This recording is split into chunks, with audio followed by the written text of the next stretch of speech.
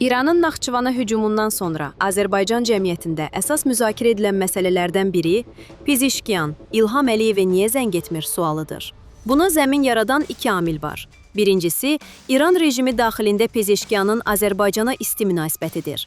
Azərbaycanlı olan Məsud Pezeshkian prezident seçilməsindən sonra Bakı-Tehran xəttində İrandan qaynaqlanan gərginliyin aradan qaldırılmasına mühüm töhfə verib.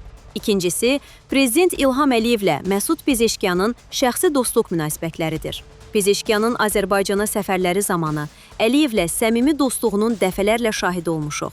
Hər iki lider Azərbaycan-İran münasibətlərindəki problemlərin aradan qaldırılmasına çalışıb. Buna nail olmuşdular da. İran rejiminin Naxçıvana hücumu, Azərbaycanın suverenliyinə qarşı terror aktından sonra münasibətlər faktiki olaraq alt-üst oldu. Bu kontekstdə Pezeshkiandan əsas gözlənti Bakıya zəng etməsi, baş verənləri Əliyevlə müzakirə etməsidir. Lakin Tehrandan Bakıya hələ də belə bir zəng gəlməyib. Pezeshkianın Əliyevə zəng etməməsi, ümumiyyətlə Naxçıvan hücumuna reaksiya verməməsi, hazırda İrana nəzarət edən Sepahdan qaynaqlana bilər. Görünür, İran prezidenti Azərbaycana düşmən mövqeyi ilə seçilən Sepahla üz-üzə gəlmək istəmir. Hərçənd burada başqa bir məqam da var. Pezeshkian Əliyevə zəng etsə, nə deyə biləcək? İran prezidenti hücumla bağlı Azərbaycan prezidentinə yalnız 3 söz deyə bilər. Baş verənlərə görə üzr istəyirik. Hadisə lazımi formada araşdırılacaq.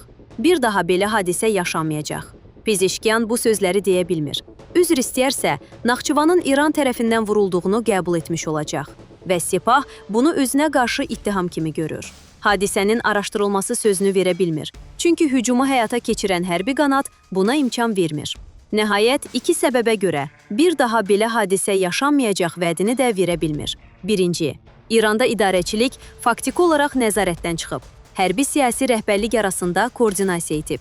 Bu vəziyyətdə Pezeshkian heç nəyin zəmanətini verə bilmir. İkinci, Pezeshkian bir daha belə hadisə yaşanmayacaq desə, Sepah həm Əliyev-Pezeshkian dostluğunu, həm də Azərbaycanda ikinciyə olan normal münasibəti pozmaq məqsədi ilə yenidən hücuma keçə bilər.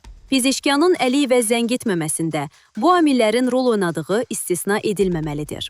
Siyasi şərhçi Asif Nərimanlı.